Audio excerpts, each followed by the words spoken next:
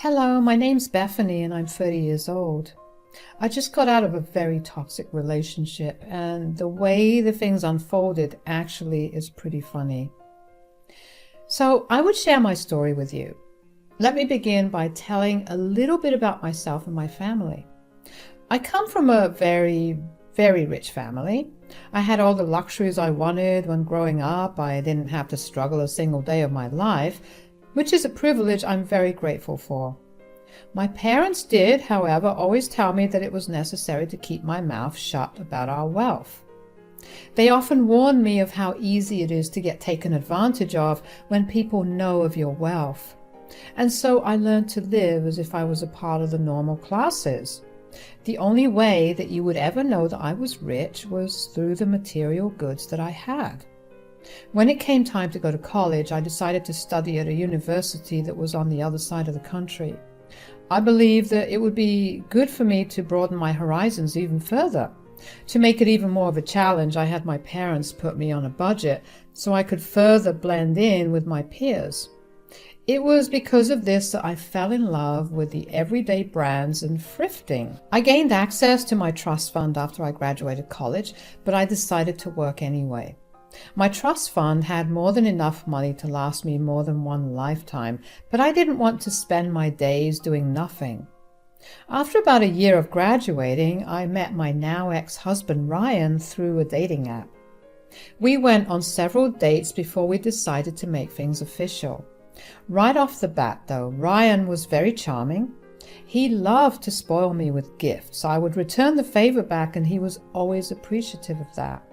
We dated for around 2 years before Ryan decided that he wanted me to meet his mother. While I won't delve into what exactly happened the first time I met Natalie, his mother, I will share with you the conversation I had with him when he told me that he wanted me to meet her. So, I've been thinking about something for a while now. What is it?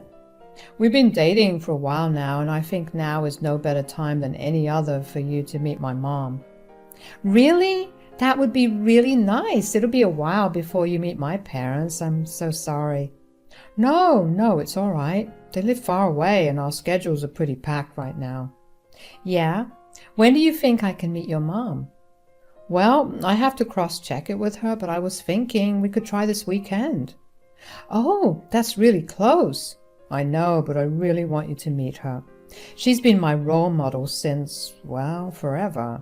And you mean the world to me, so it would be great to see the both of you interact. Oh, I don't mind meeting her whenever you want. I was just surprised at how quickly you wanted it to happen. Also, there is one thing that I need to warn you about. Warn me? What is it? So, you know that my family is pretty well off, right? Yes, I think the cabinet I have dedicated to all your gifts says that is more than enough. Yes, well, my mom can be very judgmental about a person based on your social standing. Oh, I'm just giving you a heads up because I don't want you caught off guard or hurt. If my mom says something, just brush past it. Are you sure she'll say something? What if she doesn't? Well, the chances of that happening are very low. I just want you to know that whatever she says will never affect our relationship or the way I see you. All right, I'm a little more nervous than before, but I'm still excited. To say Ryan's warning did no justice to what Natalie was actually like. Natalie and I had our struggles, to say the least. She made her hatred for me apparent since the start of Ryan and I's relationship. Natalie was one of those snobby rich people. The first time I met her, she snickered at me for wearing clothes from H&M. Now, because she could, Natalie would host dinner parties 2 nights a month, and Ryan and I had to go. Well, Ryan was forced to go, and he would beg me to accompany him. It was for this reason that I even interacted with Natalie so much. If it was up to me, I wouldn't ever interact with Natalie. She always thought that I was with Ryan only for the money. I tried my best on several occasions to explain to her that I had no need for his money. I came from an even richer background than him, but she never wanted to listen to me. She would cut me off and tell me that she had no need to listen to the words of peasants. Obviously, that hurt like hell. Not only was she insulting to people who struggle to get by in life, but she was also insulting me over something so arbitrary. Ryan was never one to go against his mother either, and that only made me feel worse because I felt like I was all alone when it came time to deal with her. The straw that broke the camel's back was on Natalie's birthday. She invited us along with the rest of her family. She decided that it would be funny to poke fun at me in front of everyone throughout the night. She made fun of the clothes I wore, the way I spoke, the way I walked, you name it. She made fun of it. I became the laughingstock of the night, so much so that even Ryan avoided me and chose to interact with everyone else instead of staying by my side. When we got home, I broke down and asked Ryan why he would treat me that way. "How could you be so cruel to me?" "What are you talking about?" "Your mother did nothing but poke fun at me the entire night. She didn't need any entertainment because she made sure I would be that for everyone." "I'm sorry." "Don't even. You avoided me the entire night. Every time I tried to come to you, you would conveniently get into a conversation with someone else, so you'd be too busy to talk to me." "I wasn't trying to do that. I happened to get approached right when you were coming to me." "Sure, but you could have come to find me at some point. I was sitting alone at a corner table and trying my best not to cry. Not once did you come to check up on me." "I was genuinely busy, Beth. If I didn't interact with the guests, my mom would have thrown a fit." "Oh yeah, because mommy is all that you can think about." "What's that supposed to mean?" "You have never once stood up for me against your mother's rude comments and behavior." "You know, I have a lot to lose if I do that. If my mother cuts me off, I'll have a horrible time." "Oh, boo-hoo. You've made enough connections of your own to land you a perfectly stable job if she does something like that. You just want to keep living in the lap of luxury, and that is way more important to you than me." "That's not true." "You know what? Actually, you're right. I have been way too much of a coward. I'll be better. I really am sorry for the way you got treated tonight. I'll make sure to call Mom and talk to her about it." "And I'm sorry I was rude when talking to you. There were a lot of things I could have said nicer." "It's okay. You're right to feel that way. You've been dealing with it for a while. You mean the world to me, and I don't ever want you to suffer when I can stop it. Can we stop arguing now?" Yes. It felt good to finally have Ryan see where I was coming from. Ryan stayed true to his word and called Natalie the next day and told her that he did not appreciate the way she treated me. Natalie was shocked that Ryan even said anything, especially considering he had always remained silent about it. Natalie had actually apologized to Ryan after that and promised to be nicer to me. So when the next dinner party was around the corner, I was excited to go for the first time because I figured that Natalie would be nicer. But then she called Ryan and told him that there was not going to be any place for me because she ordered limited amounts of food and there wouldn't be enough for me. I knew that this was just her ploy to get me to stop coming over. The one value I had for her being her source of entertainment was gone, so there was no need to have me there. I tried to explain that to Ryan, but he wouldn't listen. He insisted that his mother had miscalculated. I let it go, and he went by himself. We didn't speak about it again, but after that, Natalie always came up with one reason or another for me to not attend. Ryan still believed that his mother was not making things up to avoid me coming. I was initially hurt that she would go to such lengths, but I began to see the positive side of this new arrangement. Lesser interactions with Natalie meant less humiliation. That meant that I was finally experiencing peace and happiness without worrying about anything else. It also meant fewer fights between Ryan and me because I no longer needed him to stand up for me. When I realized that the positives outweighed the negatives by a large margin, I was more than okay with only Ryan attending Natalie's events. We did this for a year, and by this time we had been dating for 3 years. We both had stable careers and things were going great for us. So when Ryan proposed, I was more than ecstatic. I knew we had our ups and downs, but I also thought that we had the ability to work through them all. I said yes, and we began planning for the wedding. While everyone else in our lives was happy that we got engaged, there was one person who was not. Natalie looked at me with disgust before asking Ryan if he was sure that he wanted to marry me. Ugh, Ryan, are you sure you want to marry her? Yes, Mom. Please be nicer. She's the woman I love, and I would like it if you respected that. But I wanted you to marry someone who would add value to your worth, not someone who would degrade it. Not everything is monetary, Mom. She adds value to my life by making me feel happy and comfortable. Well, you can't buy things with happiness and comfort. Mom, that's enough. No. Don't you see what she's doing to you? You've never once questioned the things I've done or said, and suddenly that's all you seem to do. I'm sorry that you're looking at it that way, but all I'm asking is that you treat her with a little respect. She has feelings too. Yeah, I'm sure her feelings are doing good considering the fact that she gets to leech off of you for the rest of her life. Natalie, I've been nothing but nice to you since the start. I tried to tell you over and over again, I have no need for Ryan's money. I love him and I want to be with him because of that. So you don't care about the money at all? Absolutely not. Then sign a prenup. Mom! What? Bethany said that she didn't care about the money, so she should be able to sign the prenup without any issue. I'm not signing the prenup. That's essentially saying that I don't trust Bethany or our relationship. Well, you either do it or I'm cutting you off. How could you do that? I'm giving you 3 days to make your decision. I'll have a lawyer write up the prenup and keep it ready for both of you. I couldn't believe what Natalie was making us do. While I would have said yes immediately, it still felt demoralizing for her to even suggest it.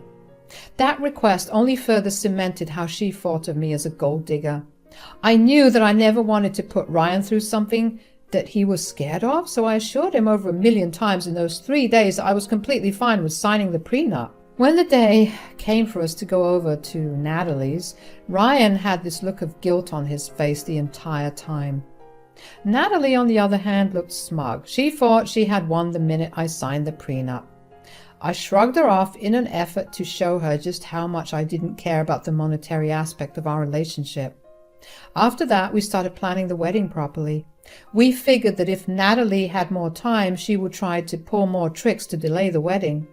We managed to get everything arranged in the span of 3 months. Since Natalie would be there, I made it a point to remind Ryan to get security.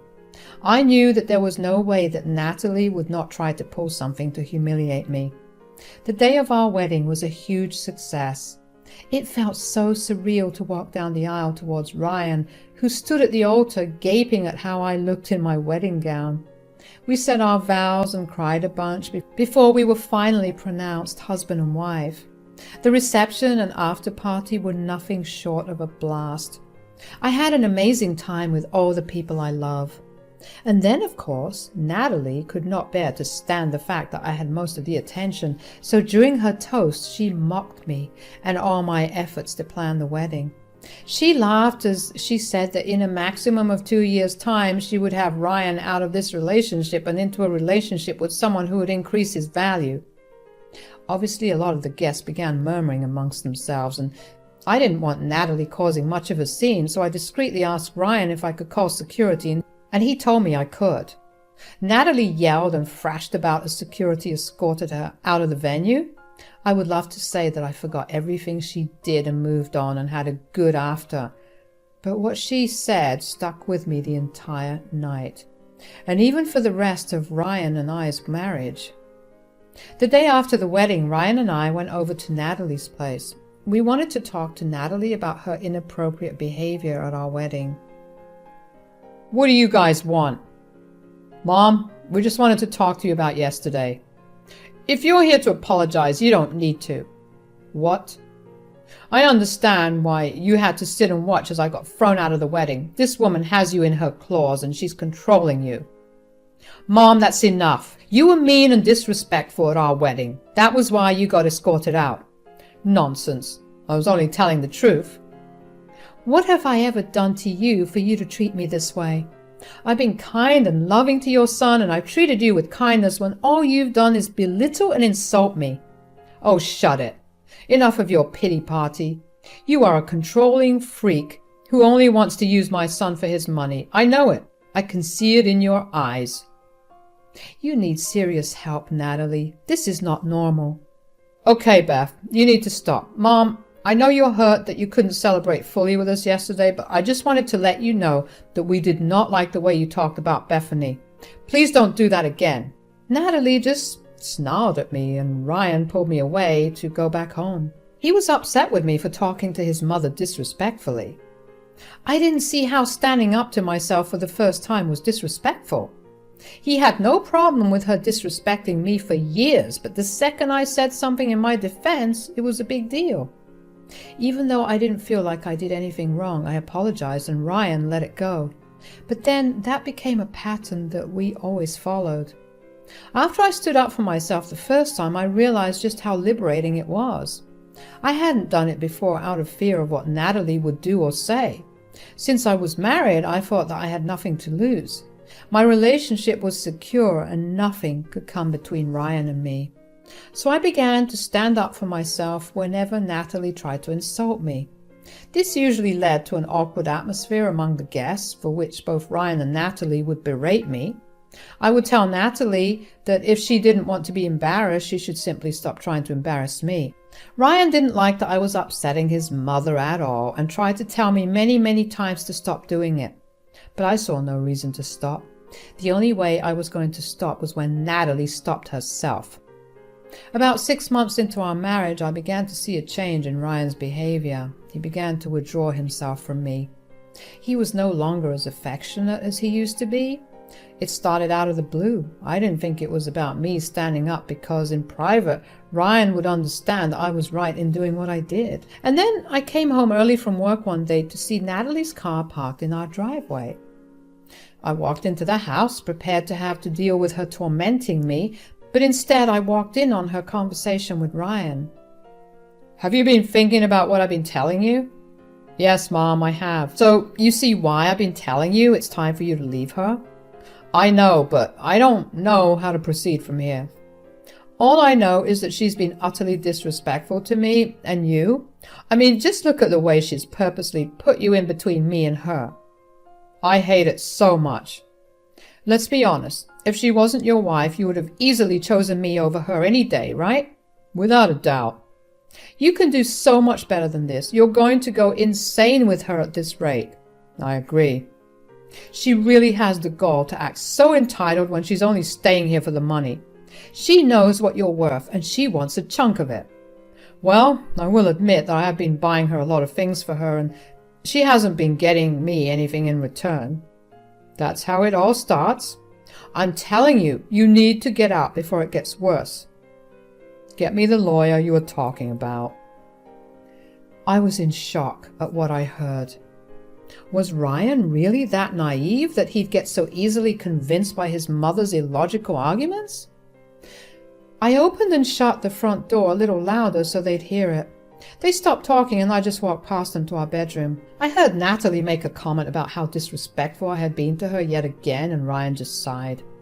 When I got to our bedroom, I fully expected myself to break down and cry, but honestly, I was just tired. All the months of Natalie trying to constantly get rid of me and Ryan's lack of support wore me down. I was actually glad that Ryan was going to take a step to end the marriage. But as tired as I wasn't going to let them go without making them feel like crap. The next day, I got a copy of my bank statements and my trust fund statements, and I was going to present them to Ryan and Natalie after I signed the divorce papers. By the end of that week, Ryan had presented me with the papers. I could tell that both of them felt annoyed that I hadn't reacted at all, and instead I just signed the papers. I had already taken away one sense of satisfaction from both of them. However, after I signed the papers, Natalie's face turned smug. They had brought their lawyer with them and handed him the papers immediately after I signed them. The lawyer got up and left after. Well, aren't you sad that you no longer have my son's money to spend? I'm not sad. In fact, I'm pretty happy. Happy? Why are you happy? I'm happy that I no longer have to deal with snobs like you. How dare you call us snobs?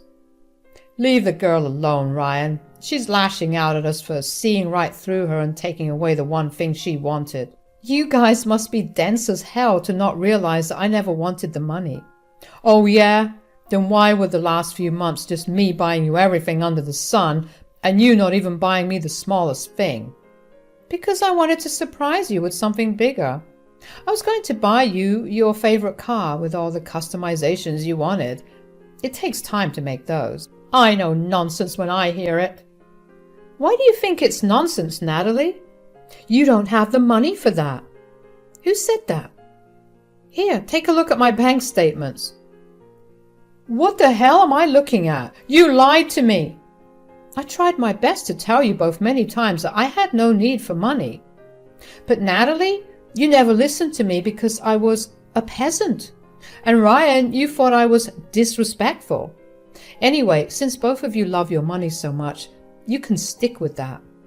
It was abysmal knowing both of you. After that, Ryan and Natalie tried to pull me back into conversation. They ran into the driveway and kept yelling profanities at me for being a liar. Ryan went red in the face because he really believed I had wronged him, and surprisingly, Natalie turned soft and tried to plead with me.